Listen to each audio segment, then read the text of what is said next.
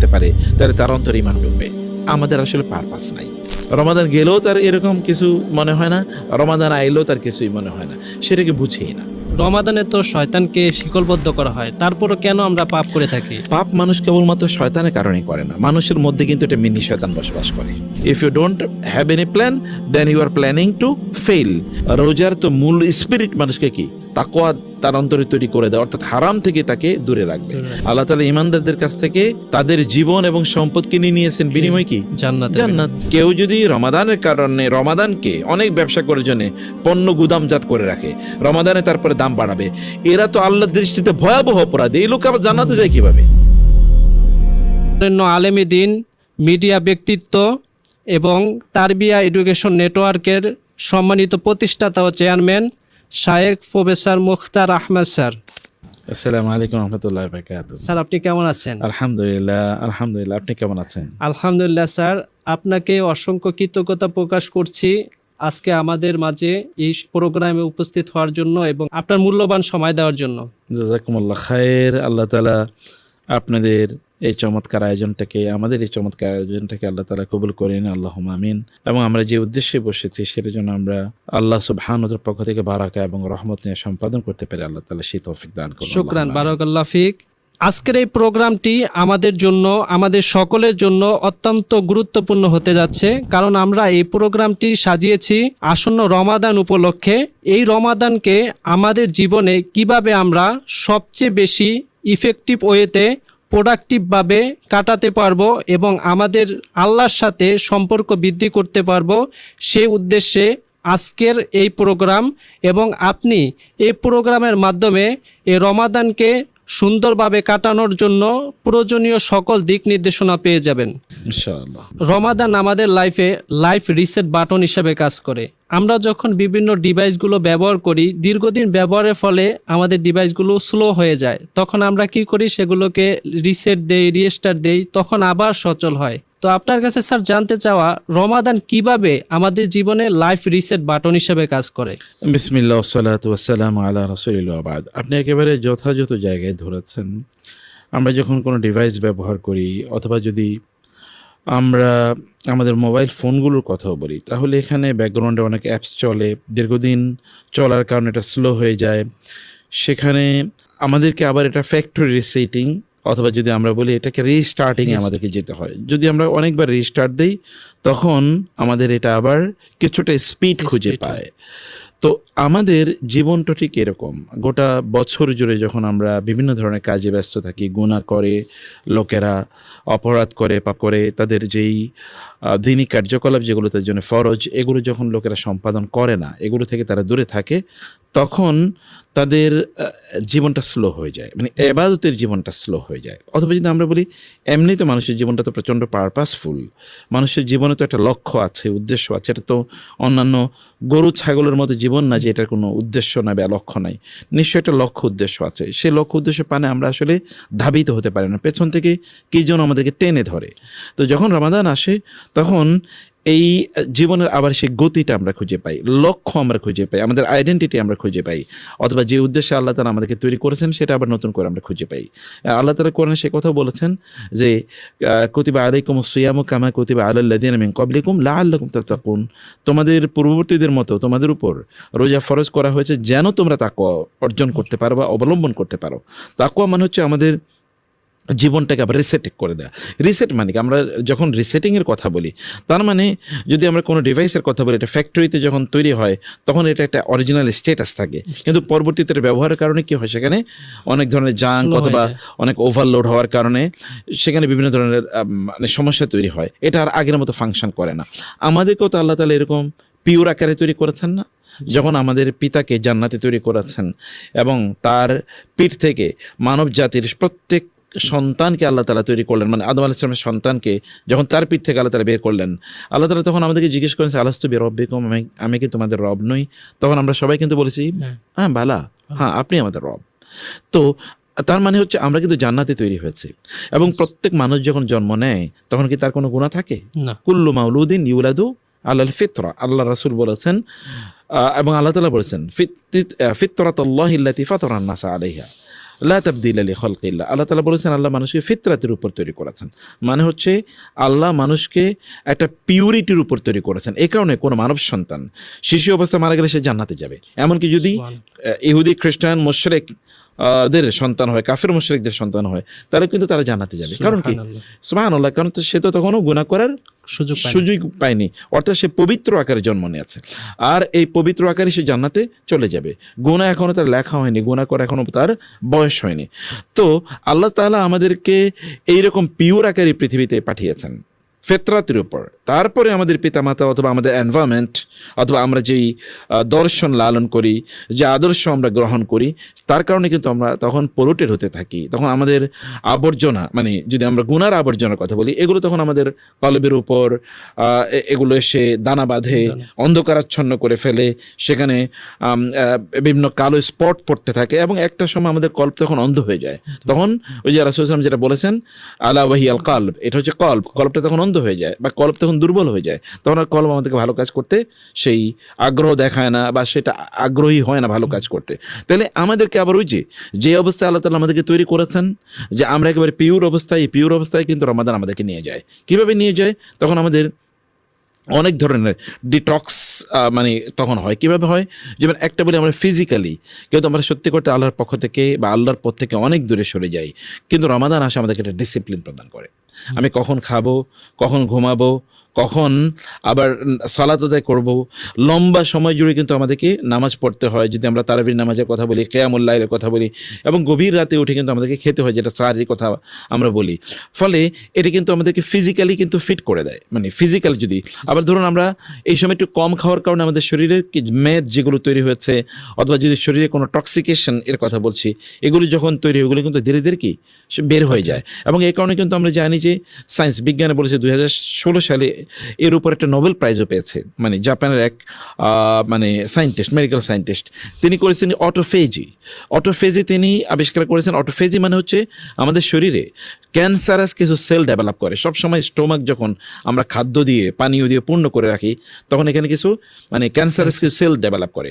এই সেলগুলো ধীরে ধীরে ধীরে ক্যান্সার হয় এবং মানুষ কিন্তু তখন পুরো শরীরে ক্যান্সার যখন ছড়িয়ে পড়ে, তখন মানুষ মারা যায়।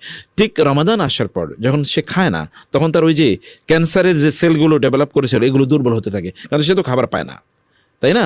আর ওই যে অন্য সেলগুলো যেগুলো মানে শক্তিশালী ছিল, সুস্থ ছিল, এগুলো আবার খাবার পায় না, তখন এগুলো দুর্বল সেলকে খেয়ে ফেলে।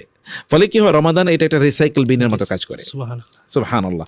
এইভাবে রমাদান ফিজিক্যালি আমাদেরকে ফিট করে। আবার রমাদান আমাদের কিন্তু ফিজিওলজিক্যালি, মানে আমাদেরকে স্পিরিচুয়ালি, সাইকোলজিক্যালি কিন্তু আমাদেরকে ফিট করে। মানে আমরা যদি সাইকোলজির কথা বলি বা ফিজিওলজির কথা বলি, তখন কি হয়? রমাদান আমাদেরকে বলে তোমরা কম খাও, কম কথা বলো, কম ঘুমাও, কারণ আমি কিন্তু ঘুমের বেশি সময় পাচ্ছি না রমাদানে, তাই না? কম স্ক্রলিং করো, কারণ অনেক বেশি নামাজে যাওয়ার কারণে এটা করতে পারি না।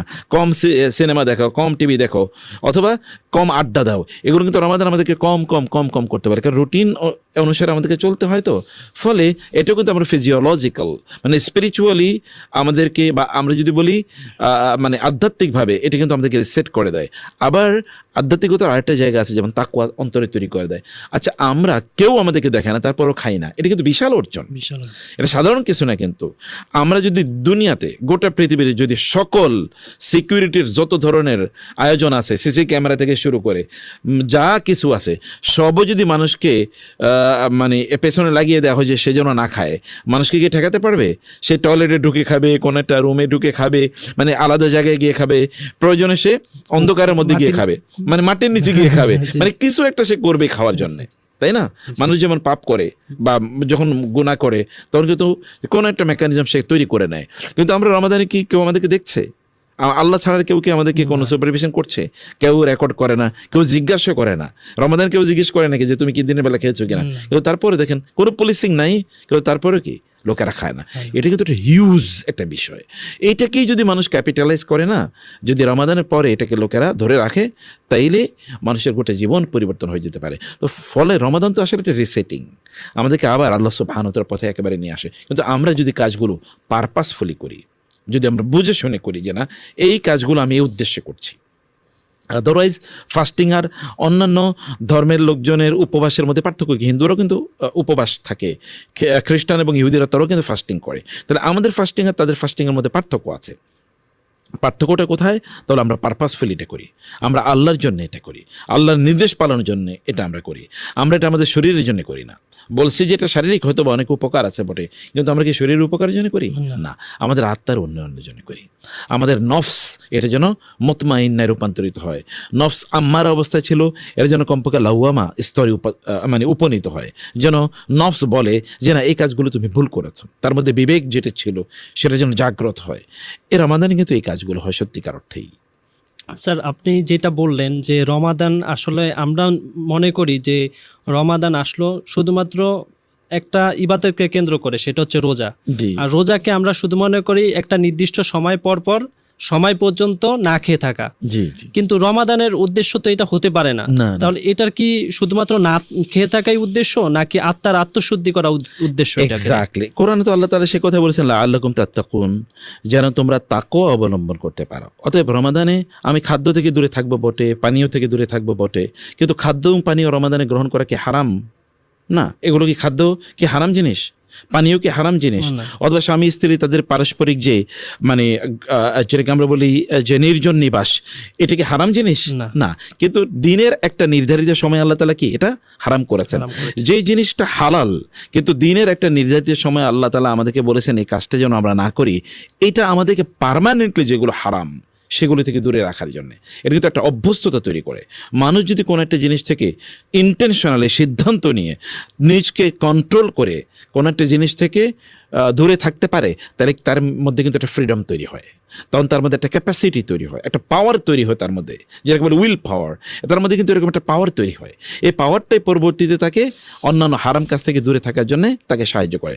ধরুন আমার কথা, আপনার কথা বলি, আমার কথা বলি, আমরা যদি সিদ্ধান্ত নিই যে আমি এই কাজটা করবো না, যেমন আমি ডেইলি মানে অপ্রয়োজনে ফেসবুক আমি টিপাবো না, বা ইউটিউব আমি টিপাবো না, অথবা ধরুন আমি পত্রপত্রিকা অপ্রয়োজনীয় পত্রপত্রিকা পড়বো না, বা আমি টেলিভিশন দেখবো না, যদি আমি সিদ্ধান্ত নেই, এইরকম একটা সিদ্ধান্ত যদি আমি বাস্তবায়ন করতে পারি, তাহলে পরবর্তী সিদ্ধান্তগুলো কি আমার জন্য সহজ হয়ে যাবে, কারণ আমাদের তখন ক্যাপাসিটি তৈরি হয়েছে।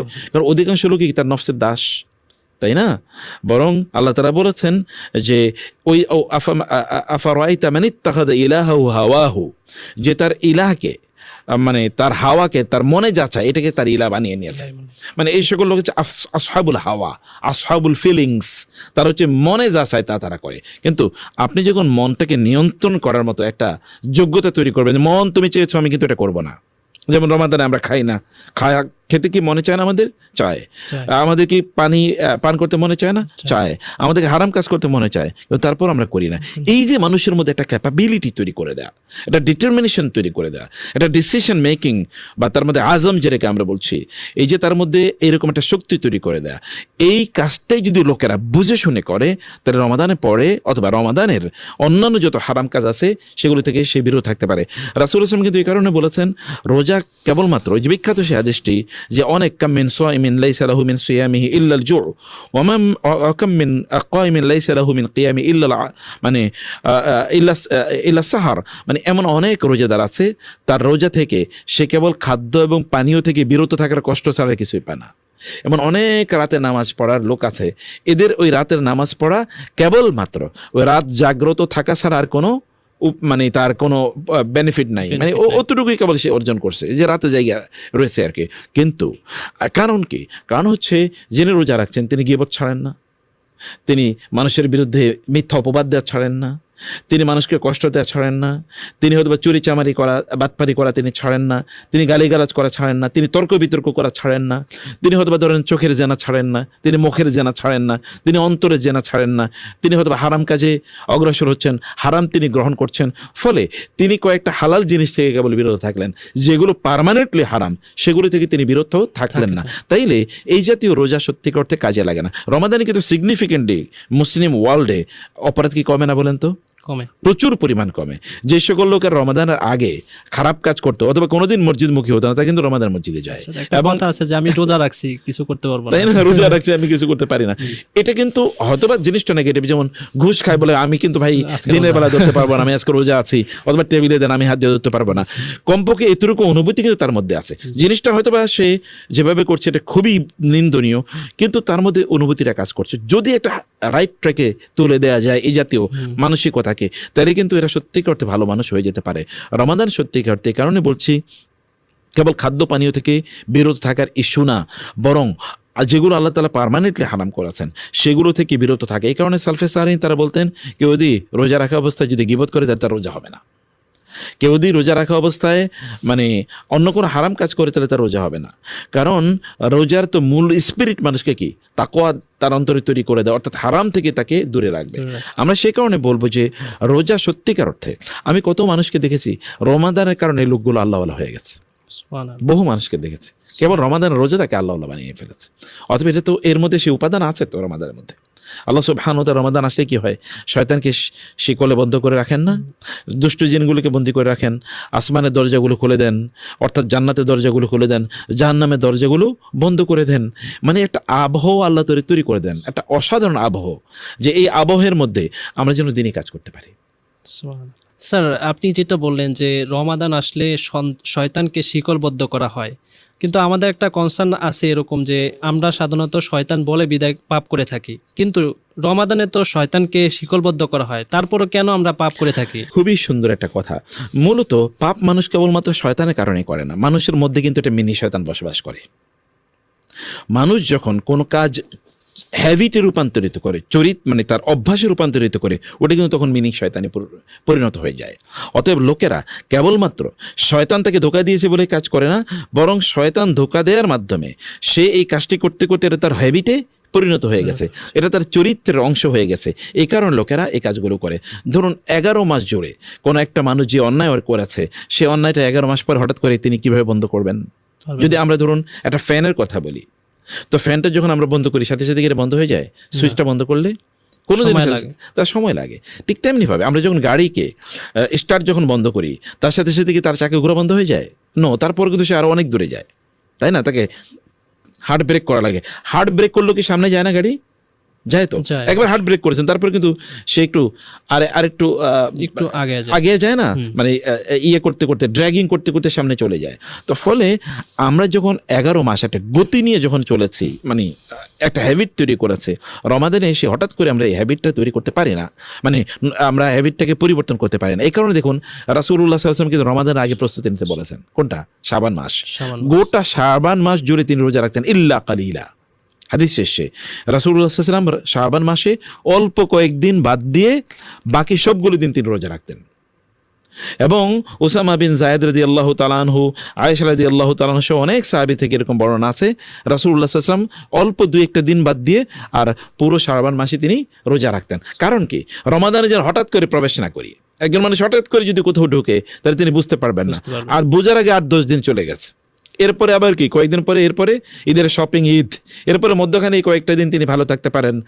তো ওই যে হ্যাবিটের তাড়নায় মানুষ আসলে কি অন্যায় করে। শয়তান তো শিকলবন্দি, তা তো আমরা দেখতেই পাই। যে লোক কোনোদিন ইবাদত করে না সে কিন্তু মসজিদে দৌড়ায়, তাই না? যারা অন্যায় করে, যারা অন্যায়ের মাত্রা কমিয়ে দিয়েছে, এটা তো স্পষ্ট, গোটা পৃথিবী জুড়ে এরকম ঘটনা ঘটে। ফলে শয়তান না থাকলেও মানুষের তার হ্যাবিটের কারণে কাজ করে। 2 নম্বর বিষয় হচ্ছে যে লোকেরা তাদের এনভায়রনমেন্টের কারণে এই কাজটা করে। আমার পরিবেশটা, আমি সারাদিন বাসায় সিনেমা বাজাই, গান বাদ্য বাজাই, আমার বাসায় ডোল তবলা আমি বাজিয়ে রাখলাম, অথবা যে পরিবেশে আমি যাই সেখানে ছেলে এবং মেয়ে, সেখানে তাদের মানে অবাধ মেলামেশা আছে, মানে এরকম যদি কোনো একটা পরিবেশে যাই, তাহলে ওই পরিবেশ কি শয়তান না? পরিবেশে তো শয়তানের একটা পার্ট, পরিবেশ তো দাজ্জালের একটা পার্ট। অতএব আমরা এরকম একটা পরিবেশে থেকে তারপরে যে আমি বলি যে না আমি কোন একটা যেখানে ধরেন পতিতারা আছে সেখানে গিয়ে আমি বলি না আমি এখন আল্লাহর ওলি হয়ে যাব, তা তো সম্ভব না। কারণ আল্লাহ আমাদেরকে বলেছেন আমরা যেন আমাদের পরিবেশ ঠিক করি, তাই না? আমাদের ঘরের পরিবেশ ঠিক করি, আমাদের বাইরের পরিবেশ ঠিক করি, এটাই তো আমর বিল মারুফ নাহি আনিল মুনকার। তো তাইলে এখানে হচ্ছে 2 নম্বর প্রবলেম এটা। 3 নম্বর প্রবলেম হচ্ছে আমাদের নফসটা তো আছে। ইন্নান নাফসা লাআম্মারাতুম বিসসু, নফসটা কিন্তু মানুষকে খারাপ কাজে নির্দেশ প্রদান করে। অতএব এই নফসটা কিন্তু আমরা নিয়ন্ত্রণ করতে পারি। নফসটাকে আমরা আম্মারা থেকে লাওয়ামা থেকে মুতমাইন্না স্তরে আমরা নিতে পারি না। তাইলে এইরকম কিছু প্রবলেম কিন্তু আছে। তাইলে আমাদের কি করতে হবে? কি মানে আমাদের কি করতে হবে, মূলত রমাদানের আগে আমাদের রমাদান শুরু করতে হবে। সেটা হচ্ছে ওই যে বললাম যেটা শাবান। আমাদের সালাফরা কি করতেন, রমাদানের জন্য 6 মাস আগ থেকে প্রস্তুতি নিতেন, যেন রমাদান হুট করে প্রবেশ না করতে পারেন। রমাদানকে তো আপনি মানে ক্যাপিটালাইজ করতে হবে। রমাদানের যত ভার্চু আছে, রমাদানের যত ধরনের মানে সুযোগ আছে, এগুলো সব আমাদেরকে গ্রহণ করতে হবে না? তো গ্রহণ করার জন্য আমাদেরকে প্রস্তুতি নেওয়া লাগে। পরীক্ষার হলে গিয়ে কি আমি বলতে পারি যে আমি আজকে পরীক্ষা দেবো, তার 6 মাস আগে, 1 মাস আগে, 2 মাস আগ থেকে আমাকে প্রস্তুতি নেওয়া লাগে, দীর্ঘদিন পর্যন্ত পড়া লাগে। অনার্সের জন্য 4 বছর পড়া লাগে, মাস্টার্সের জন্য 1 বছর পড়া লাগে, আমাকে এসএসসি এইচএসসির জন্য 2 বছর পড়া লাগে। এই যে পড়ার যে বিষয়টি আমরা বলছি, এটা মানে হচ্ছে আমার ফাইনাল ইয়ের জন্য আমি প্রস্তুতি নিচ্ছি। রমাদানও কিন্তু এরকম একটা পরীক্ষার মাস, যে আমি আল্লাহ তাআলা আমাদের জন্য এরকম এনভায়রনমেন্ট তৈরি করার পর শয়তানকে বন্দি করে রাখলেন, জান্নাতের দরজা খুলে দিলেন। এরপরে যদি আমি জান্নাতে না যেতে পারি, দরজা খোলা, তাহলে এই দোষ কার? জাহান্নামে দরজা বন্ধ, আমি যদি দরজা ভেঙে জাহান্নামে প্রবেশ করি, এ দোষ কার? তখন সব দোষ কি শয়তানকে আমি দেখব? শয়তান তো আমি আমার নিজের, ওই যে বলেছি, ভেতরে মিনি শয়তান আমরা তৈরি করেছি। এই মিনি শয়তান তখন আমাদেরকে কাজ করতে বাধ্য করে। আর আশপাশে তো আর শয়তান আছেই, কারণ আল্লাহ তাআলা কিন্তু শয়তান বলতে কেবল জিনের শয়তানের কথা বলেন নাই, তিনি কি বলেন নাই মিনাল জিন্নাতি ওয়ান নাস। শয়তান কয় প্রকার? 2 প্রকার। মানুষের মধ্যে থেকে শয়তান আছে, শায়াতিনাল জিন্নি ওয়াল ইনসি ইউহুনা বা'দুহুম ইলা বা'দিন যুখরুফাল কওলি গুরুরা। আল্লাহ তাআলা কোরআনে বলেছেন শয়তান 2 প্রকার, একটা হলো মানুষ শয়তান, একটা হলো জিন শয়তান। তো মানুষ শয়তানগুলো তো আছে অলরেডি। তো আমরা এই কারণে আমাদের নিজেদেরকে পরিবর্তনের জন্য আগ থেকে, যেটা বলেছি আমরা, যে শাবান মাস, আল্লাহর রহমতে শাবান মাস চলছে, শাবান মাসের জন্য আমাদের রোজা ব্যাপক পরিমাণে যেন আমরা রাখি, তাইলে আমরা রমাদানটাকে সুন্দর করে চালাতে পারবো ইনশাআল্লাহ। আলহামদুলিল্লাহ স্যার। যে বিষয়টা স্যার এখন হচ্ছে, রমাদান আসলো, আমরা রমাদানের প্রথম দিকে, রমাদান শুরুর দিকে অনেক বেশি ইবাদতে মগ্ন হয়ে থাকি, মসজিদগুলা ভরে যায়। কিন্তু যখনই রমাদান চলতে থাকে, 10, 15, 20, 25 পর্যন্ত চলে যায়, তখন আস্তে আস্তে আস্তে আস্তে এই সংখ্যাটা কমে যায়। এই কমে যাওয়ার কারণ কি, আর এই জায়গা থেকে উত্তোলনের পথ কি হতে পারে স্যার? এটার একটা মৌলিক ইস্যু হচ্ছে যে আমরা যখন রমাদানে প্রবেশ করি, যে আগের মতো আমরা একটা দুর্বল ব্যাটারি নিয়ে রমাদানে প্রবেশ করি। তো ব্যাটারি যদি দুর্বল হয়, তাহলে চার্জ কতদিন থাকবে? চার্জ তো দীর্ঘদিন থাকবে না, তাই না? চাইনিজ ব্যাটারি নিয়ে যদি আমরা ঢুকি, চাইনিজ ব্যাটারির মধ্যে তো এখন 1 নম্বর অনেক ভালো দামি, মানে খুবই পাওয়ারফুল ব্যাটারি আছে। কিন্তু আমরা যদি একেবারেই মানে আমাদের জিনজিরা তৈরি করা হয়েছে, অথবা ধরুন মানে 2 নম্বর কোনো ব্যাটারি নিয়ে যদি ঢুকি, দুর্বল ব্যাটারি নিয়ে ঢুকি, তাহলে তো কাজ করবে না। তো সেই কারণে আমাদেরকে রমাদানে যখন আমরা প্রবেশ করি, তখন আগ থেকে আমাদেরকে প্রস্তুতি নিয়ে রমাদানে প্রবেশ করা দরকার। 2 নম্বর বিষয় হচ্ছে যে রমাদানে আমরা আসলে করতে চাই কি, আমাদের একটা প্ল্যান আমাদের লাগবে। এই রমাদানে আমার অর্জন আসলে কি, আমি কি অর্জন করতে চাই, এটা আমাকে বুঝতে হবে। আমরা যদি অর্জনের কোনো প্ল্যান, আমাদের টার্গেট না থাকে, তাহলে কিন্তু আমরা কোনো কাজ করতে পারবো না। এটা 2 নম্বর জিনিস। এবং এই কারণে ইংরেজিতে বলা হয়, if you don't have any plan then you are planning to fail. যদি আপনি প্ল্যান না করেন, তাহলে আপনি নিজেকে আসলে ব্যর্থ হওয়ার জন্য নিজেই প্ল্যান করছেন। আপনাকে সফল হওয়ার জন্য প্ল্যান করতে হবে। এটা 2 নম্বর বিষয়। 3 নম্বর বিষয় হচ্ছে যে আমাদের আসলে পারপাস নাই। কেন যে রোজা রাখছে, most of the people don't know. মানে why Ramadan comes and goes, কেন রমাদান আসে এবং যায়, লোকেরা জানেও না। রমাদান গেলেও তার এরকম কিছু মনে হয় না, রমাদান আইলেও তার কিছুই মনে হয় না, সেটাকে বুঝেই না। এই কারণে রমাদান যে একটা বিশাল অপরচুনিটি আল্লাহর পক্ষ থেকে, একটা বিশাল দান, অনুদান, একটা হাদিয়া আল্লাহর পক্ষ থেকে, একটা গিফট। এই অনুভূতি তো লাগবে, কারণ এখানে একটা রাত আছে যেটা কি 1000 মাসের চেয়ে উত্তম। এখানে প্রত্যেকটা মুহূর্তেই আল্লাহ সুবহানাহু ওয়া তাআলা আমাদের কি গুনাহগুলো মাফ করে দিতে পারেন। আমরা একেবারে রমাদানে আমরা কিন্তু পবিত্র হয়ে আসতে পারি। প্রতি রাতে আল্লাহ সুবহানাহু ওয়া তাআলা প্রথম আকাশে রমাদানের আল্লাহ তাআলা নেমে আসেন এবং আমাদেরকে তিনি ডেকে বলতে থাকেন, তোমার গুনাহ থাকলে বলো, আমি গুনাহ দূর করে দেই। তার মানে রমাদানে আমরা যখন প্রবেশ করি, আমাদের পারপাস লাগবে। কেন? আমরা এই জন্য দর্শকদেরকে বলবো, যে আমাদের শ্রোতাদেরকে, যে আপনারা রমাদান কেন মানে পাচ্ছেন, এই রমাদান আপনার করণীয় কি, গত রমাদান থেকে এই রমাদান আপনার পার্থক্যটা কি, আপনি কি করছেন এই রমাদানে গত রমাদানের চেয়ে? গত রমাদান যখন শেষ হলো, তখন আপনি কোথায় কোথায় আফসোস করেছেন, আহা রমাদান শেষ হয়ে গেল, আমি কিছুই করতে পারলাম না, বা আমি এটা করার প্ল্যান করেছিলাম, এটা করতে পারলাম না। এটা যেন না করি। 4 নম্বর যেটা বলছি, তাহলে যে প্ল্যান বিগ কিন্তু কোনো কাজে হয় না। এটা কিন্তু শয়তানের একটা চাল। শয়তান আপনার দিয়ে বিশাল বিশাল প্ল্যান করাইবো, কিন্তু একটাও কাজ করাইবো না। শয়তান ওই প্ল্যানের মধ্যে সীমাবদ্ধ রাখে। এই কারণে দেখবেন আমাদের জীবনে এরকম ঘটে, অনেক প্ল্যান করছি কিন্তু কোনোটাই করতে পারি না, কারণ প্ল্যান যদি বিগ হয়, তাহলে কাজ কি ছোট হয়ে যায়। মূলত কাজ করা কি বেশি গুরুত্বপূর্ণ। প্ল্যান এর পেছনে সময় দেওয়ার পরে এরপরে কাজের পেছনে আর সময় দেওয়ার মতো কি এনার্জি থাকে না, তখন একেবারে আমি ক্লান্ত। এবার লোকেরা দেখবেন অনেক প্ল্যান, আমি এবার রমাদানে 100 খতম কোরআন পড়বো। ভাই তুমি তো 100 খতম দিতে পারবা না, তাহলে এরকম প্ল্যান নিয়ে এরপরে যখন 2-3 দিন চলে যায় পারে না, তখন সে ছেড়ে দেয়, না আর পারলাম না, ঠিক আছে আগামী বছর। আবার হঠাৎ শুরু করার কারণে আবার বেশি করতে পারে না, তখন করতে পারে না। এই কারণে করতে পারে কি স্মল হ্যাবিটস রিয়েলি ক্রিয়েট দি, মানে যদি আমরা বলি সাকসেস, মূলত মানুষ সফল হয় কি কারণে?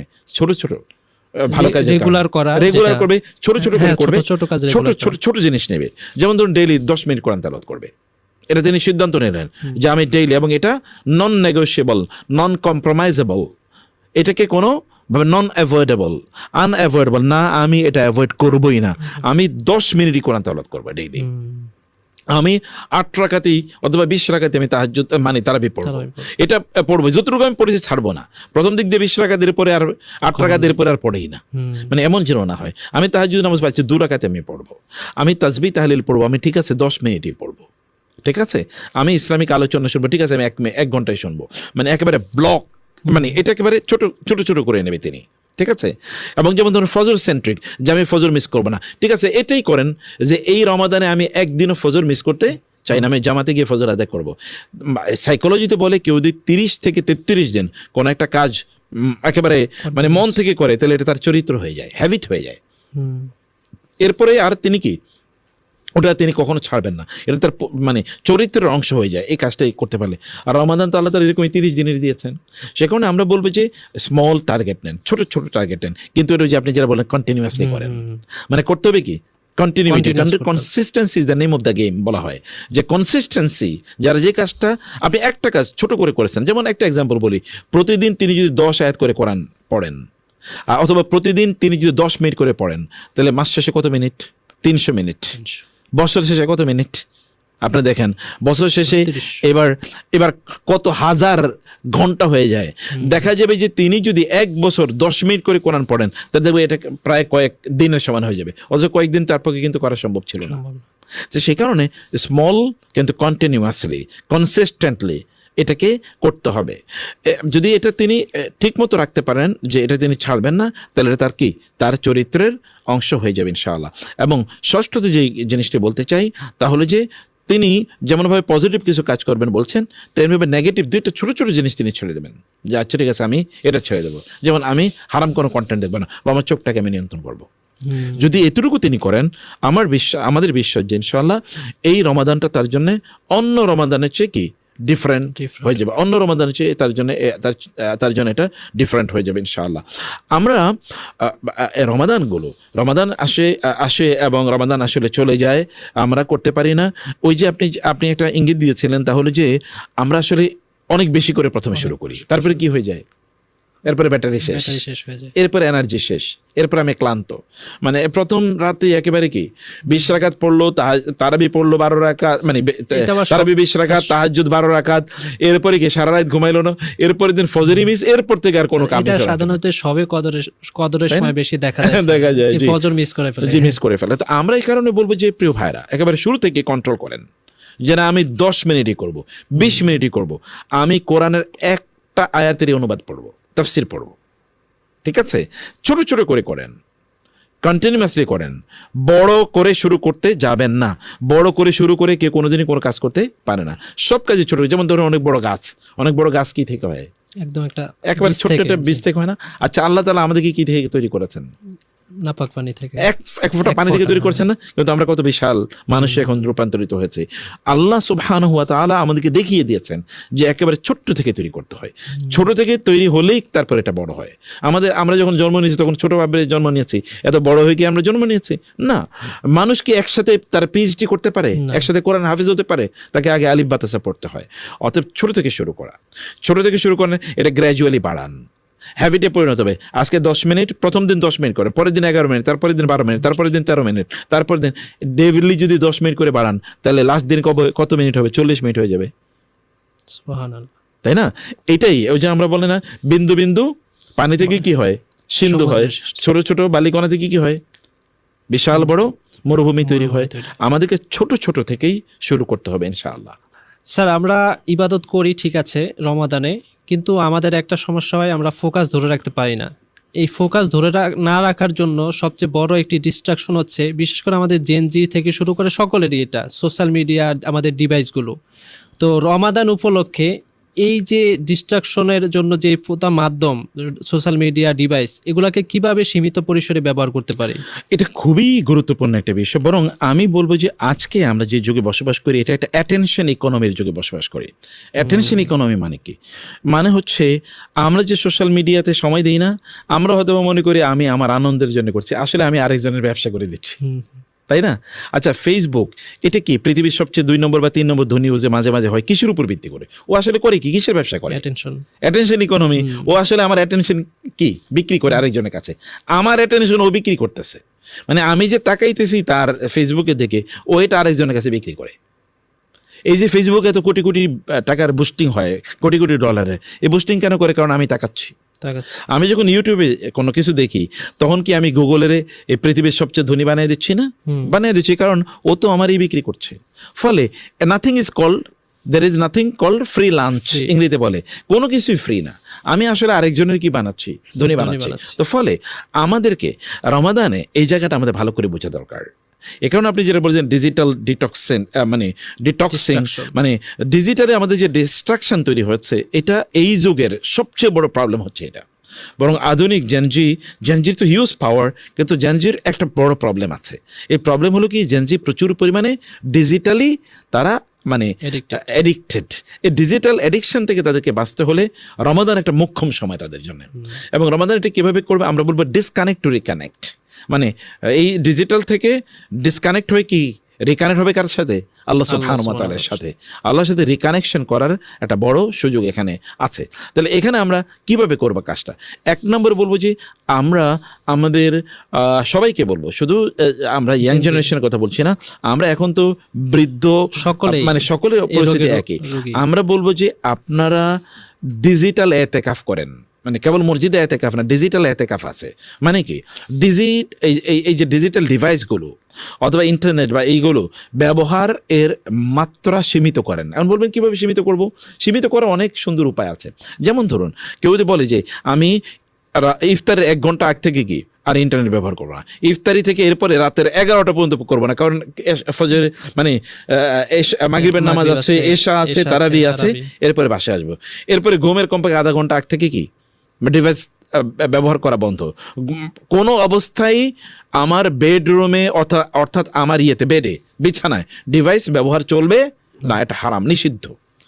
আমার বেডরুমে অথবা আমার বেডে, মানে আমি যখন বিছানায় যাব ঘুমানোর জন্য, তখন ডিভাইস নাই, কারণ তখন আমার কি আছে? তাসবিহ তাহলিল আছে, অনেক তাসবিহ তাহলিল আছে, সূরা মুলক আছে, সূরা সাজদা আছে, তারপরে সেখানে কি মানে আয়াতুল কুরসি আছে, সূরা বাকারার শেষে 2 আয়াত আছে, সেখানে কুল ইয়া আইয়ুহাল কাফিরুন আছে, কুল আউযু বিল ফালাক, কুল আউযু বিন নাস, কুল হুয়াল্লাহ আছে, মানে এরপরে সুবহানাল্লাহ, আলহামদুলিল্লাহ, আল্লাহু আকবার আছে, এরপরে ঘুমের দোয়া আছে, কত কিছু আছে। এগুলো তো আমার মানে মূল কাজ। এগুলো যদি রমাদানে আমি না করি, তাহলে কবে করবো এই কাজ? তাইলে নির্ধারিত একেবারে টাইম ব্লক করতে হবে, যে এই সময় কি ডিজিটাল ডিভাইস চলবে না। 2 নম্বর, নোটিফিকেশন অফ করে রাখতে হবে। অনেক ধরনের নোটিফিকেশন হাবি যাবে না, একেবারে যারা মানে আপন, যেমন মায়ের নোটিফিকেশনটা থাকবে, ফর এক্সাম্পল বাবার নোটিফিকেশনটা থাকবে, ওয়াইফের বা স্বামীর নোটিফিকেশন থাকবে, সন্তানেরা থাকবে, ভাই বোনদেরটা থাকলো, ফর এক্সাম্পল একেবারে, অথবা ধরুন অফিসের গুরুত্বপূর্ণ কোনটা থাকলো, কিন্তু অপ্রয়োজনে সব বন্ধু বান্ধবদের নোটিফিকেশন। আপনি 50টা গ্রুপে আছেন, এই 50টা গ্রুপে হাবি যাবি এখানে কি মানে পোস্ট হচ্ছে, আর আপনার কি হচ্ছে, নোটিফিকেশন আসছে। এভরি নোটিফিকেশন ইজ ডিস্টার্বিং, তাই না? প্রত্যেকটা নোটিফিকেশনকে আপনাকে অ্যাটেনশন নষ্ট করে দিচ্ছে না? একবার অ্যাটেনশন যদি চলে যায়, আবার অ্যাটেনশন আনার জন্য আধা ঘন্টা সময় লাগবে। তাহলে এইটা আমাদেরকে এরকম একটা কাজ করা লাগবে। 3 নম্বর যেটা বলতে চাই, তাহলে যে স্ক্রলিং আমাদেরকে কমাতে হবে। যে আমি আসলে ডিভাইস ধরলাম, কিন্তু কতক্ষণের জন্য একেবারে নির্ধারণ করতে হবে। এর আগে বলছি কি টাইম ব্লক করে রাখতে হবে, যেই সময় মানে ডিভাইস ধরা যাবে না। 2 নম্বর বলছি নোটিফিকেশন কমায় দিতে হবে। 3 নম্বর কি স্ক্রল ডাউনটাকে একটা লিমিটের মধ্যে নিয়ে আসতে হবে। যে আমি আচ্ছা ঠিক আছে আমি মোবাইল ধরলাম, কিন্তু আমি আধা ঘন্টার চেয়ে বেশি এটা ব্যবহার করবো না, বা 1 ঘন্টার চেয়ে বেশি আমি এটা ব্যবহার করবো না, একেবারে এইভাবে টাইটলি এটাকে কন্ট্রোল করা। 3 নম্বরের বিষয় হচ্ছে, 4 নম্বরের বিষয় হচ্ছে যে আমরা আসলে সব কিছু মানে রিমুভ করতে পারবো না, কিন্তু রিপ্লেস করতে পারবো। যেমন ধর আমার নিজের অভ্যাস, তা আমি কি করি, আমি কিন্তু মোবাইল থেকে কোরআন পড়ি, মানে ওইখানে একটা অ্যাপস আমি ব্যবহার করি, অ্যাপস আমাকে বলে দিই যে তুমি আর আজকে এতটুকু পড়ার কথা ছিল, তুমি পড়ো নাই। এইটার কারণে আমি অ্যাপসটা ব্যবহার করি। কিন্তু আমি বলবো যে রমাদানে আমি এটাও বন্ধ করে দেবো। মুসাফ নাই, আছে কিনা? কোরআনের মুসাফ আছে না? মুসাফে আমার ব্যক্তিগত মুসাফে কিন্তু অনেক দাগ আছে, আমার নাম লেখা আছে, আমি সেখানে নোট নেই। এরকম মোসাফ সবাইকে বলে ব্যবহার করুন। মোসাফের উপর আপনার আঙ্গুলটা পড়ুক, কিয়ামতের দিনে মোসাফ আপনার পক্ষে গিয়ে বলবে আল্লাহ ওর আঙ্গুল আমার এখানে পড়েছে, এবং সে তখন আমার পক্ষে সাক্ষী দেবে কিয়ামতের দিন। এরকম কিছু আমাদের স্মৃতি থাকুক না আমাদের মোসাফের উপর, আমাদের আঙ্গুল থাকুক না। আমি ছোটবেলায় দেখেছি আমার মা যে কোরআন পড়তো ওটা পাতাগুলো ছিঁড়ে গেছে, এবং আমার নিজেরও স্মৃতি আছে, মানে কোরআনের পাতা উল্টাইতে উল্টাইতে ওই পাতাগুলো ছিঁড়ে গেছিল। কিন্তু এই স্মৃতি এখন আমাদের কারো নাই, আমি জানি না, আমার ব্যক্তিগত নাই এখন আর। কিন্তু তো এই স্মৃতি কোথায় থাকবে? পাতা উল্টাইতে উল্টাইতে আমার বোনদের দেখেছি যে বোনদের ওদের প্রত্যেকের মানে কোরআনের পাতা কিন্তু সব ছিল, ছিঁড়া ছিল, মানে উল্টাইতে উল্টাইতে ওই যেখান থেকে উল্টাইতে ওই পাতাটা ছিঁড়া ছিল, অতটুকু ছিঁড়ে যেত, অতটুকু কালো হয়ে যেত। কিন্তু এইটা তো আমার পক্ষে এটা কেমন দিন দাঁড়াবে? তো বলছি এরকম একটা রিপ্লেসমেন্টে যদি আমরা যেতে পারি, এটাও আমাদের জন্য অনেক বড় ধরনের কাজে লাগবে। আর ডোপামিন ফাস্টিংয়ের কথা বলি, কারণ আমরা যখন ডিভাইসের দিকে যাই তখন কিন্তু আমাদের প্রচুর পরিমাণ ডোপামিন রিলিজ হয়। তখন বলে তুমি আরেকটা ইউটিউব দেখো, আরেকটা রিলস দেখো, আরেকটা শর্ট দেখো। আমি বলবো রমাদানে আমাদের রিলস অ্যান্ড শর্টসের যেগুলো আন ইসলামিক এগুলো একেবারে বন্ধ করে দেয়া, কারণ এগুলো তো কিন্তু এখন কি আছে, এর বিভিন্ন ধরনের অ্যাপস আছে, এই অ্যাপস দিয়ে আপনি হারাম কোনো জিনিস যেন আপনার কাছে না আসে এগুলোকে ব্লক করে দেওয়া যায়। এই ব্লকিংয়ের কাছে যদি আমরা যেতে পারি তাহলে এটা আমাদের জন্য এটা বড় ধরনের কাজে লাগবে ইনশাআল্লাহ। আর এই জায়গায় মানে যত বেশি আমরা কোরআনের সাথে সম্পর্ক রাখতে পারি, একটু সালাত আদায় করতে পারি, তাসবিহ তাহলিলটাকে আমাদের জিহ্বার মধ্যে রাখতে পারি, তাইলে আশা করছি যে ডিজিটাল টক্সিং থেকে আমরা তখন নিজেকে রক্ষা করতে পারবো। এর পাশাপাশি চোখকে যত নিয়ন্ত্রণ করা যায়, আল্লাহর কসম করে বলছি, কোনো মুসলিম যদি তার চোখকে নিয়ন্ত্রণ করতে পারে তাহলে তার অন্তরে ঈমান ঢুকবে। চোখকে যদি ঈমান মানে নিয়ন্ত্রণ না করতে পারে, যতই মুত্তাকি হতে চেষ্টা করুক না, কোনোদিন হতে পারবে না। কুল লিল মুমিনিনা ইয়াগুদ্দু মিন আবসারিহিম ওয়া ইয়াহফাযু ফুরুজাহুম যালিকা আযকা লাহুম ওয়া কুল লিল মুমিনাতি ইয়াগুদ্দুনা মিন আবসারিহিন ওয়া ইয়াহফাযনা ফুরুজাহুন্না। আল্লাহ তাআলা বলেছেন মুমিনরা, ঈমানদাররা তারা যদি তাসকিয়া পবিত্রতা অর্জন করতে চায়, অন্তরের পবিত্রতা, তাহলে চোখকে নিয়ন্ত্রণ করা ছাড়া কোনো উপায় নাই। চোখকে নিয়ন্ত্রণ করাই লাগবে। রমাদানের চোখটাকে নিয়ন্ত্রণ করি, অর্ধেক কাজ এমনি হয়ে যাবে ইনশাআল্লাহ। স্যার, রমাদান হচ্ছে বরকতময় একটি মাস। এই বরকত যেমন আমাদের ব্যক্তিগত জীবনে নেমে আসে, ঠিক তেমনই আমাদের ব্যবসায়িক বিভিন্ন জীবনে নেমে আসে, সকল ক্ষেত্রেই বরকত নেমে আসে। তো দেখা যায় যে রমজান মাসে সবচেয়ে বেশি ব্যবসায়ের সুযোগ থাকে। তো এক্ষেত্রে ব্যবসায়ীরা হয় কি, তারা সারা বছরে যেগুলো করতে পারে না, যে সময়টা কাটাতে পারে না, ওই সময়টা ব্যবসাতে বেশি সময় কাটায়, বেশি ইনকামের আশায়, যেটার দ্বারা সারা মাসটা সে চলতে পারে। তো সেক্ষেত্রে চাকরিজীবী যারা আছে তারা একটু তুলনামূলক অনেক বেশি সময় পায় ইবাদতের জন্য বা রমাদানে বারাকা নেওয়ার জন্য। তো এখানে হচ্ছে প্রশ্ন হচ্ছে স্যার, যারা ব্যবসায়ী আছে তারা কিভাবে রমাদানের হকটা আদায় করতে পারে এবং চাকরিজীবীদের মতো বেশি পরিমাণে ইবাদতে ব্যয় করতে পারে? সুবহানাল্লাহ, এটা একটা বিউটিফুল আইডিয়া। রমাদানে ব্যবসায়ীদের জন্য এটাও কিন্তু একটা মৌসুম। এটা ব্যবসায়ীদের জন্য কেবলমাত্র রমাদান যদি বলি ব্যবসার মৌসুম তা না, আল্লাহর সাথে তো ব্যবসা আছে না? ব্যবসা মানুষের সাথে, এবং আরেকটা ব্যবসা কার সাথে? আল্লাহর সাথে। ইন্নাল্লাহা আশতারা মিনাল মুমিনিনা আনফুসাহুম ওয়া আমওয়ালাহুম বিআন্না লাহুমুল জান্নাহ। আল্লাহ তাআলা বারবার কোরআনে বলেছেন, আল্লাহ তাআলা ঈমানদারদের কাছ থেকে তাদের জীবন এবং সম্পদ কিনে নিয়েছেন বিনিময় কি? জান্নাত। তাই না? সুবহানাল্লাহ। তো আমরা কিন্তু ব্যবসায়ীরা জান্নাত কিনে নেওয়ার মতো সুযোগ তাদের অনেক অনেক বেশি, কেবল যদি তাদের নিয়তটাকে তারা ঠিক রাখে। এই কারণে রমাদানে ব্যবসায়ীদের জন্য আমরা 3-4টা কথা বলি। 1 নম্বর করতে যে রমাদানের ব্যবসার জন্য তাদের নিয়তটাকে ঠিক রাখুন। ইন্টিগ্রিটি, তাদের ইন্টিগ্রিটি কি জন্যে তারা ব্যবসা করছেন। যদি তিনি চিন্তা করেন রমাদানে আমার ব্যবসা যদি বেশি হয় তাহলে আমার আত্মীয় স্বজনের মধ্যে যারা অসহায় আছে তাদেরকে আমি চ্যারিটি মানে তাদেরকে কিছু দান করতে পারবো, আমার এলাকায় যারা গরিব আছে তাদেরকে দিতে পারবো, যারা মানে সমাজে যারা একটু অসহায় আছে তাদেরকে আমি একটু বেশি দিতে পারবো, তাইলে তার এই ব্যবসাটা কি জান্নাতে যাওয়ার জন্য যথেষ্ট না? রাসূল ইসলাম কি বলেন নাই যারা সৎ ব্যবসায়ী তারা জান্নাতে নবী রাসূলদের সাথে থাকবে? কারণ কি, নবী রাসূলরা যেমনিভাবে মানুষের উপকার করে একেবারে কনফারেন্সে বইতে, ব্যবসায়ীরও কিন্তু এরকম উপকার করে। আচ্ছা, ব্যবসা যদি না করে তাহলে আমরা রমজান রোজা রাখবো কীভাবে? আমি খাবার বাজার থেকে কিনতে হবে না, ব্যবসায়ীদের মাধ্যমে তো কিনতে হবে। এগুলো উৎপাদন হয়ে এক জায়গায়, কিন্তু ব্যবসায়ীদের মাধ্যমে আমাদের কাছে পৌঁছে। ফলে ব্যবসায়ীদের নিয়তটাকে আমরা বলবো যে আপনার নিয়তটা ঠিক রাখেন। যারা সত্যবাদী ব্যবসায়ী, এই সকল সত্যবাদী ব্যবসায়ীরা আল আম্বিয়া ও সিদ্দিকিনদের সাথে, নবীন ও সিদ্দিকিনদের সাথে জানাতে থাকবে। 2 নম্বর বিষয় হলো ব্যবসায়ীদের জন্য বলবো যে আপনারা আপনাদের ব্যবসা থেকে একটা অংশকে চ্যারিটি করার জন্য একেবারে আগে বলছি নিয়ত ঠিক রাখবেন যে কেন তিনি করছেন। যদি তিনি এটা করেন যে তিনি এখান থেকে দান সাদাকা করবেন, আবার তার উদ্দেশ্য আমি এখান থেকে হালাল ইনকাম করব, হালাল ইনকাম করাটাও কি তার জন্য তো ফরজ, তাই না? অতএব তিনি তো ভালো কাজ করছেন, তাইলে ফরজ আদায় করা কি ইবাদত না? নামাজ যেরকম ইবাদত ফরজ, ওইটা তো কি ফরজ, হ্যাঁ ফরজ। অতএব দুইটা তো সমান্তরালের ফরজ, এরকম না যে মানে ওইটার একেবারে মূল্য একেবারেই নাই। তো তাইলে তিনি তো 1 নম্বর তার উদ্দেশ্য, তার নিয়ত, এটা তিনি ঠিক করবেন। 2 নম্বর হচ্ছে তিনি এখান থেকে একটা পার্টিকুলার অংশ তিনি চ্যারিটি করবেন, নির্ধারিত যে আমি এখান থেকে এটা করবই। কতটুকু লাভ হচ্ছে তা দেখার বিষয় না, যতটুকু লাভ হচ্ছে তার থেকে 10% অথবা 5% এরকম আমি এখান থেকে চ্যারিটি করব। জাকাত তো 8% তিনি দেবেন, এটার বাইরে তিনি এটা করবেন। 2 নম্বরের জিনিস। 3 নম্বর বিষয় হচ্ছে তার অনেস্টি থাকবে। যদি অনেস্টি তার না থাকে তাইলে এই ব্যবসায়ী কোথায় থাকবে? ওই যে ফেরাউন মানে নমরুদ অথবা হামান কারুনের সাথে তার থাকবে। কারণ যেই ব্যবসায়ী ডিসঅনেস্টি করেছে, সে কয়জনের সাথে ডিসঅনেস্টি করেছে? একজনের সাথে, জাতির সাথে, পুরো জাতির সাথে। এবং মানুষের যদি কোনো হক কেউ যদি মারে, যেমন কোনো একটা পণ্যের দাম হলো 1 টাকা, কিন্তু তিনি নিচ্ছেন তিনি 10 টাকা, তাহলে ওভার প্রাইসিং তিনি করেছেন।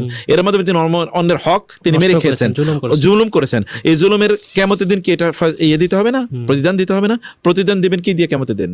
ওই যে একটু ভালো ইবাদত করেছে, ওগুলো কিন্তু সওয়াব যা করেছে এগুলো তাকে দিয়ে দিতে হবে। সে কারণে আমরা বলবো যে রোজায় এসে যারা ব্যবসায়ী তারা যেন অনেস্টের সাথে ব্যবসা করেন।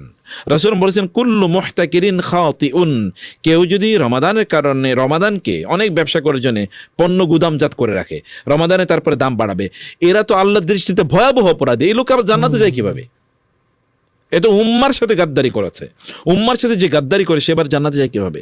আমি জানি না, আল্লাহ সুবহানাহু ওয়া তাআলা যদি দেন তো সেটা আল্লাহ তাআলার সিদ্ধান্ত, তিনি তার দয়ায় তিনি যাকে ইচ্ছা তাকে দিতে পারেন। ইউদখিলু মান ইয়াশাউ ফি রাহমাতি ওয়াজ-যালিমিনা আ'আদ্দা লাহুম আযাবান আলীমা। আল্লাহ বলেছেন যে তিনি যাকে চান তাকে তিনি জান্নাতে প্রবেশ করবেন, কিন্তু জালেমদেরকে তিনি ভয়ঙ্কর শাস্তি কিন্তু ব্যবস্থা করে রেখেছেন। অতএব মানুষের উপর জুলুম করা, ওভার প্রাইসিং করা, জিনিস পণ্যগুলো মানে করে রাখা। রমাদান এটা হচ্ছে অনুগ্রহের মাস, কিন্তু মানুষ জুলুম করতেছে, জুলুম করছে। আর জুলুম সবচেয়ে বেশি করে এই ব্যবসায়ীরা। আপনি মানে ধরেন ঈদ করবে, আনন্দ করবে মানুষ, তাই না? তো ঈদের পোশাক যেটার দাম 1,000 টাকা, এটা কিভাবে 10,000 টাকা নেয়? 10,000 টাকা নেয় তার জন্য জায়েজ আছে? কোনোভাবেই জায়েজ নেই। তো সে হারাম ব্যবসা করছে। সে বলে আমি তো চাইয়ে নিছি। ভাই আপনি চাইয়ে নিছেন, আপনি যার কাছ থেকে নিয়েছেন তাকে যদি আপনি বলতেন যে এর দাম 1,000 টাকা মূলত, সে কি আপনাকে 10,000 টাকা দিত? জীবনও দিত না। অথবা আপনি নিজে যদি হতেন তাহলে কি আপনি 10,000 টাকা দিয়ে কিনতেন? তাহলে তো আপনি ধোঁকাবাজি করেছেন। এবং সেই দিন মাথায় টুপি দিয়ে আপনি রোজা রেখে আপনি বলেন যে না ভাই এত দামি দিতে পারবো না, তার চেয়ে বেশি কেন আছে? এটা মিথ্যা কথা হয় না? আর মিথ্যা কথা বলার কারণে কি হয়? মানে ওয়ালা ইয়াজালুন নাসু, মানে রাসূল বলেছেন ইয়াকযিবু ওয়া ইয়াতাহাররাল কাযিবা হাত্তা ইউকতাবা ইনদাল্লাহি কাযযাবান। এক ব্যক্তি মিথ্যা বলতেই থাকে, মিথ্যা বলার জন্য আরো ছল চাতুরি খুঁজতে থাকে, এবং এর মাধ্যমে ওই ব্যক্তি আল্লাহর কাছে একজন মিথ্যাবাদী হিসেবে কি লিখিত হয়ে যায়। আর মিথ্যাবাদী কি? আল্লাহু ইয়াশহাদু ইন্নাল মুনাফিকিনা লাকাযিবুন, মিথ্যাবাদী তো মুনাফিক। অতএব এই যে রমাদানে আমরা বলবো যে তারা যেন অনেস্টির সাথে তাদের ব্যবসাগুলো করেন, অনেস্টির সাথে। 4 নম্বরে রমাদানে তাদের যে মৌলিক ইবাদতগুলো, এই ইবাদতগুলো যেন তারা ঠিক রাখেন। আল্লাহ সুবহানাহু ওয়া তাআলার উপর তারা যেন ব্যবসাকে প্রাধান্য না দেন। হাল আদুল্লুকুম আলা তিজারাতিন তুনজিকুম মিন আযাবিন আলীম, তাই না? ইমানদারের কাজ হচ্ছে কি?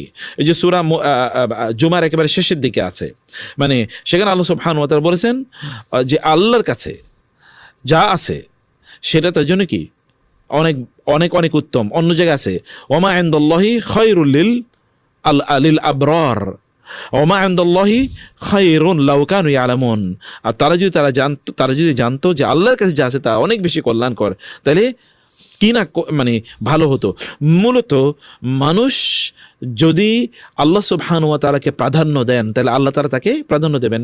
তিনি হতে পারে আরেকজন 12 ঘন্টা বা 14 ঘন্টা বা 16 ঘন্টা বা 20 ঘন্টা তিনি কি ব্যবসা করেছেন, এর মাধ্যমে তিনি যতটুকু প্রফিট করেছেন, এই ব্যক্তি আল্লাহকে প্রাধান্য দেওয়ার কারণে 10 ঘন্টা ব্যবসা করে যাচ্ছে দ্বিগুণ 10 গুণ বেশি ব্যবসা করতে পারেন না? অবশ্যই, কারণ দেয়ার মালিককে আল্লাহ সুবহানাহু ওয়া তাআলা। সেই কারণে আমরা বলবো যে আপনারা আপনাদের এই ইবাদতের যে মৌলিকগুলো, যেমন সালাত জামাতের সাথে আদায় করা, ফর এক্সাম্পল সময় মতো সালাত আদায় করা, তাসবিহ তাহলিলগুলো পড়া, এই যে মৌলিক ইবাদতগুলো, এগুলোকে কোনোভাবে কম্প্রোমাইজ করবেন না, ফরজগুলোকে কম্প্রোমাইজ করবেন না। আপনি ইয়ের জন্য, ব্যবসার জন্য আপনি মানে ছেড়ে দেবেন না, কি বলে, এশার নামাজ ছেড়ে দেবেন না, ফজরের নামাজ আপনি ছেড়ে দেবেন না, জোহরের নামাজ ছেড়ে দেবেন না, মাগরিব তখন রমরমা ব্যবসা, এই কারণে মাগরিব ছেড়ে দেবেন না, আসর ছেড়ে দেবেন না, তখন মানুষ ঢুকতেছে। রাসূল সাল্লাল্লাহু আলাইহি ওয়াসাল্লাম বলেছেন যে ব্যক্তি আসর ছেড়ে দেয় তার ওয়াতিরা আহলুহু, তার পরিবার ধ্বংস হয়ে যাবে, নাউজুবিল্লাহ, তার পরিবার ধ্বংস হয়ে যাবে। এই লোকেরা কিভাবে মানে সে আসর বাদ দিয়ে সে মানে ইনকামের ব্যবসার পেছনে সে সময় দিচ্ছে। তাহলে আপনারা অবশ্যই এটা করবেন। পঞ্চম যে বিষয়টি বলতে চাই, তাহলে আল্লাহ তাআলা বলেছেন যে তোমরা ব্যবসা করো কিন্তু ওয়াজকুরুল্লাহ কাসীরা, ব্যবসার সময় আল্লাহ জিকির করো। অর্থাৎ আপনি ব্যবসা করেন হাত দিয়ে, মুখ দিয়ে কি, মুখ দিয়ে আপনি জিকির করেন, সুবহানাল্লাহ আলহামদুলিল্লাহ এটা পড়েন, তাহলে আল্লাহ সুবহানাহু ওয়া তাআলা আপনার ব্যবসাকে প্রোটেকশন প্রদান করবেন এবং এখানে বারাকা প্রদান করবেন। আর আমরা সব মিলিয়ে রমাদানটাকে যেন আমাদের গোল্ডেন অপরচুনিটি হিসেবে আমরা গ্রহণ করি। ভাই, এই রমাদান যদি শেষ হয়ে যায় তারপরে আমার ব্যবসা কই যাইব, আমি কোথায় যাবো, আর ব্যবসা কোথায় যাবে? যদি আমি রমাদানের শেষে মারা যাই তখন কি হবে? হতে পারে না, মারা কি যেতে পারে না মানুষ? যেতে তো পারে। তো রমাদানের শেষে যখন মারা যাবেন তখন আপনি করবেন কি? তখন আপনি কবরে গিয়ে বলবেন আহা ব্যবসা যদি না করতাম, আমি যদি এটা করতাম। ব্যবসা করা হারাম না বলছি আমরা, কিন্তু নিয়ন্ত্রণ করেন, নিজকে নিয়ন্ত্রণ করেন, নিজকে নিয়ন্ত্রণ করেন। গোটা পৃথিবী জুড়ে ইহুদি এবং খ্রিস্টানরা দেখবেন, খ্রিস্টানদের খ্রিসমাসে সব পণ্যের কি ব্যাপক ডিসকাউন্ট, হিউজ দাম কমে যায়, হিউজ দাম কমে যায়। আর এমন একটা জাতি, বিশেষ করে আমাদের এই বাঙালি মুসলমান জাতি, এইরকম একটা জাতি রমজান আইলে দাম বাড়ায়। আপনি যদি আরব বিশ্বেও যান তাহলে দেখবেন রমাদানে মানে চারিদিকে বন্যা বড়িয়ে দেয় লোকেরা, চ্যারিটির দান সাদাকা কি পরিমাণ, মানে দিতেই থাকে দিতে থাকে, আর এরা দাম বাড়িয়ে দেয়। এটা একটা খুবই নিন্দনীয় একটা প্রবণতা। এই প্রবণতা ইহুদি খ্রিস্টানদের মানে কাছে আমাদেরকে মানে নিন্দার পাত্র বানিয়েছে। এমনি তো রমাদানে কি, আমাদের যেমন বাংলাদেশের কথা বলি, রমাদানে কিন্তু অর্থনীতি প্রায় 50% অর্থনৈতিক কার্যকলাপ রমাদানে, মানে পুরো বাংলাদেশে এক বছরে যত ধরনের ব্যবসা বাণিজ্য হয় শুধু রমাদানে হয় তার 50%, এরপর আবার কোরবানির ঈদে হয় প্রায় 20%। তো আল্লাহর পক্ষ থেকে এটা ব্লেসিং, রহমত। তাহলে এটাকে আমরা আল্লাহর পক্ষ থেকে মানে আমরা কেন এটাকে আযাবে রূপান্তরিত করব? জি স্যার, রমাদান হচ্ছে কোরআন নাজিলের মাস, কোরআনের মাস। আমরা রমাদানে প্রচুর কোরআন তেলাওয়াত করি। যে কখনো কোরআন তেলাওয়াত বছরে করে নাই সেও কোরআন নিয়ে বসে, কিন্তু আমরা শুধু কোরআন তেলাওয়াতের ভিতরে সীমাবদ্ধ থাকি। কিন্তু আল্লাহ তাআলা তো রমাদানকে শুধুমাত্র কোরআন তেলাওয়াতের জন্য বরকতময় করেননি, এর সাথে কানেকশন তৈরি করতে হবে আমাদেরকে। তো রমাদানে কোরআন তেলাওয়াতের পাশাপাশি কোরআনের সাথে কানেকশন তৈরি করার উপায় কি স্যার? এটা খুবই গুরুত্বপূর্ণ একটি বিষয়। আসলে রমাদান তো কি আল্লাহ তাআলা পরিচয় করে দিয়েছেন, শাহরু রমাদান আল্লাযী উনজিলা ফীহিল কোরআন। রমাদান হচ্ছে সেই মাস যে মাসে কোরআন নাজিল হয়েছে। কেন? হুদাল লিন্নাস, মানুষের জন্য হেদায়েত স্বরূপ। ওয়াবাইয়িনাতিম মিনাল হুদা, হেদায়েতের সব বক্তব্যগুলো স্পষ্ট করে বলে দেওয়া হয়েছে। ওয়াল ফুরকান, কোনটা সত্য কোনটা মিথ্যা এর মধ্যে পার্থক্যকারী হিসেবে আল্লাহ তাআলা কোরআন নাজিল করেছেন। তো কোরআন যদি শুধু তেলাওয়াত করে তাহলে তিনি এগুলো পাবেন কোথায়? পাবেন না। কোরআন তেলাওয়াত করে তিনি সওয়াব পাবেন। বিকুল্লি হারফিন হাসানাতুন ওয়াল হাসানাতু বিআশরি আমসালিহা, প্রত্যেকটা বর্ণের জন্য তিনি 10টা করে নেকি পাবেন। ঠিক আছে, সত্য, কিন্তু এই নেকি দিয়ে কেবল তিনি জানাতে যেতে পারবেন? নো। রমাদানের মানে কোরআনের আইন নিজের জীবনে বাস্তবায়ন করা লাগবে না, সমাজে বাস্তবায়ন করা লাগবে না, রাষ্ট্রে বাস্তবায়ন করা লাগবে না? অবশ্যই লাগবে। তার জন্য তার জবাব দিতে আছে। এ কারণে কোরআন কেবলমাত্র তেলাওয়াত না, কোরআন তেলাওয়াত, তাদাব্বুর এবং তাতবিক, এই তিনটি জিনিসের সমন্বয়। কোরআন তেলাওয়াত, তিনি তেলাওয়াত করবেন, এবং কি তাদাব্বুর, কোরআন নিয়ে তিনি চিন্তা করবেন। আফালা ইয়াতাদাব্বারুনা আল কোরআন, তারা কি কোরআন নিয়ে চিন্তা ভাবনা করবে না? আল্লাহ তাআলা তার রাসূলকে বলেছেন ইয়াতলু আলাইহিম আয়াতিহি ওয়া ইউযাক্কিহিম ওয়া ইউআল্লিমুহুমুল কিতাব ওয়াল হিকমা। কোরআন কেন্দ্রিক আমাদের 4টা কাজ, এর মধ্যে একটা কাজ হচ্ছে কোরআন তেলাওয়াত করা। 2 নম্বর কাজ হচ্ছে কি কোরআন এর অর্থ বোঝা এবং কোরআনকে নিজের জীবনে বাস্তবায়ন করা এবং এর মাধ্যমে নিজকে পবিত্র করা, নিজকে পরিশুদ্ধ করা। কোরআন তো শিফা, আমাদের জন্য, তাই না? ফি শিফাউল লিন্নাস ওয়া নুনাজ্জিলু মিনাল কুরআনি মা হুয়া শিফাউন ওয়া রাহমাতুল লিল মুমিনিন। আমি কোরআনকে তোমাদের জন্য শিফা হিসেবে নাজিল করেছি। তো আমার অসুখ তো প্রচুর পরিমাণ। অসুখ কি কেবলমাত্র শারীরিক? মানুষের সবচেয়ে বড় অসুখ কোনটা? আত্মিক। তো তার আধ্যাত্মিক বা তার আত্মিক অসুখ দূর করে কোরআন। তাহলে আমাকে কোরআন যদি ঔষধ হিসেবে গ্রহণ করতে চাই, তাহলে কোরআন বুঝতে হবে। এই কারণে 2 নম্বর কাজ হচ্ছে কোরআন বোঝা। আমরা বলবো যে রমাদানে আপনারা কোরআন পড়ুন, পুরো কোরআনে খতম দিতে হবে রমাদানে, নট নেসেসারি তো ফরজ কিছু না, কিন্তু আমরা ফরজের কাছাকাছি নিয়ে যাচ্ছি, তাই না? কিন্তু এটারই ফরজ বানিয়ে নিয়েছে। আমি অনেক লোকের জানি 3 দিনে অথবা কেউ দেখেছি 7 দিনে, প্রথম 7 দিনে, বাংলাদেশে এরকম অনেক জায়গা আছে, প্রথম 7 দিনে তারাবিতে কোরআন খতম, এরপরে নামাজও পড়ে না, রোজাই রাখে, শুধু নামাজ টামাজ কিচ্ছু পড়ে না। তারাবি সুটা তারাবি একটা নাম দিছে আর কি, এরকম তারাবি পড়ে এরপরে সে অন্য জিনিস নিয়ে ব্যস্ত থাকে। সে মনে করছে তারাবি অথবা কোরআন খতম দিয়ে বুঝি তার মূল লক্ষ্য উদ্দেশ্য। সাহাবাই কেরাম এর অনেকেই ছিল যারা কোরআন হাফেজ ছিল না। আচ্ছা, অনেক সাহাবি তারা কি প্রথম যুগে মারা যায় না? যেমন বদর যুদ্ধে যারা মারা গেছে, এরা সাহাবীদের মধ্যে তাদের মর্যাদা কেমন? সর্বশ্রেষ্ঠ। তখন কি কোরআন পুরো নাজিল হয়েছে? না। তাইলে তারা তো পুরো কোরআন পড়ার সুযোগই পায় নাই, কারণ পুরো কোরআন তো তখন নাজিল হয় নাই। অথচ তারা সর্বশ্রেষ্ঠ হতে পারে না? পারে। খতম দেয় মূল উদ্দেশ্য না, বোঝা হচ্ছে আমাদের মূল উদ্দেশ্য। অতএব আমরা যেন রমাদানে কোরআন বোঝার চেষ্টা করি। আমি আপনাদেরকে কয়েকটা বিষয় বলবো। এর মধ্যে একটা হলো যে কোরআন একটা অনুবাদ পড়ুন, কমপক্ষে অনুবাদ পড়ুন, এবং অনুবাদ পড়ে অনুবাদের সামনে দাঁড়ান, বলেন এই আয়াত কি বলছে, এই আয়াত থেকে আমি কি শিক্ষা নিচ্ছি, এই আয়াতের সাথে আমার জীবনের অমিল আছে কোথায়, এই আয়াতের একটা শিক্ষা কমপক্ষে আমি আমার জীবনে বাস্তবায়ন করব। একটা শিক্ষা, যেমন আয়াত বলছে সবরের কথা, ঠিক আছে এখন থেকে ধৈর্য ধরবো। আয়াত বলছে শুকরের কথা, ঠিক আছে শুকর। আয়াত বলছে সলাতের কথা, ঠিক আছে সলাত ছাড়বো না। আয়াত বলছে কি তাকওয়ার কথা, ঠিক আছে এখন থেকে তাকওয়া অবলম্বন। একটা কাজ কমপক্ষে করি, এই আয়াত যা বলছে, তাহলে কি করতে হবে? আগে বুঝতে হবে। একটা করে আয়াতে বুঝি, 2টা করে 5টা করে, ঠিক আছে 5টা আয়াতে আমি আজকে বুঝবো, আগামীকাল 5টা, এরপর দিন 5টা, এরপর দিন 5টা, বছর মাস শেষে কি 350 আয়াত। সুবহানাল্লাহ, এটা বিশাল। কারণ কোরআনের একই বক্তব্য কি বারবার এসছে না? তাওহীদের কথাই বারবার এসছে, রিসালাতের কথা বারবার এসছে, জান্নাতের কথা বারবার, জাহান্নামের কথা বারবার, জালিমদের কথা বারবার, নবীদের কথা, এক নবীদের কথা শত এসছে, তাই না? একই কথা বারবার, সলাতের কথা বারবার, যাকাতের কথা বারবার, এই যে মানে সত্যবাদের কথা বারবার, জুলুম যেন না করি, শিরক যেন না করি, কুফরি যেন না করি, বেদাত যেন না করি, একই কথা বারবার এসছে। ফলে 350 আয়াত যদি মানুষ বুঝে, তাহলে প্রায় পুরো কোরআন সে বুঝে যায়। সে কারণে আমরা বলবো যে এতটুকু কমপক্ষে বোঝার চেষ্টা করুন। 3 নাম্বার, তাহলে যে ধরেন যে আমি ওই যে যেটা বললাম মধ্যখানে, যে ঠিক আছে আমি একটা শিক্ষা বাস্তবায়ন করব, কোরআন এই শিক্ষাটা আমি পাইছি, এই শিক্ষাটা আজকে বাস্তবায়ন করবো, আগামীকাল এই শিক্ষা। এরপরে 30 দিনে যদি 30টা শিক্ষা নেই, তারপরে আর শিক্ষা খুঁজে পাওয়া যাবে না খুব বেশি, তাই না? মানে মূল জিনিসগুলো তো চলে আসবে, যদি আমরা যেগুলো বললাম মূল জিনিসগুলো চলে আসে। তাইলে আমরা আচ্ছা ঠিক আছে 30 দিনে 30টা পারবো না, অন্তত আপনি 10টা করেন, 15টা করেন। আচ্ছা না পারেন একটা করেন, যে যেমন আমি শুকর ছাড়বো না, সবসময় আল্লাহর কৃতজ্ঞতা আদায় করবো, সে তো আল্লাহর ওলি হয়ে যাবে কেউ যেটা করে। কোরআন যে কোনো একটা জিনিস যদি ধরে, তাহলে সে হেদায়েত পেয়ে যাবে ইনশাআল্লাহ। সে কারণে আমরা বলবো যে এই বাস্তবায়নের আমাদের মানে হওয়া দরকার, এই দিকে যেন আমরা থাকি। এবং চতুর্থত যেটা আমরা বলবো যে এটাকে বড় ভলিউমে না নিয়ে ছোট ঠিক আছে আপনি কোরআন খতম করবেন বটে, ছোট করে করুন। আপনি প্রতিদিন মানে ধরুন প্রত্যেক 5 ওয়াক্ত নামাজের পরে এবং আগে, 5 ওয়াক্ত নামাজের আগে প্রতিদিন 2 পৃষ্ঠা, 5 ওয়াক্ত নামাজের পরে কি 2 পৃষ্ঠা, তাহলে প্রত্যেক নামাজে কয় পৃষ্ঠা করে হলো? 4 পৃষ্ঠা। আর 5 নামাজে কয় পৃষ্ঠা হয়ে গেল?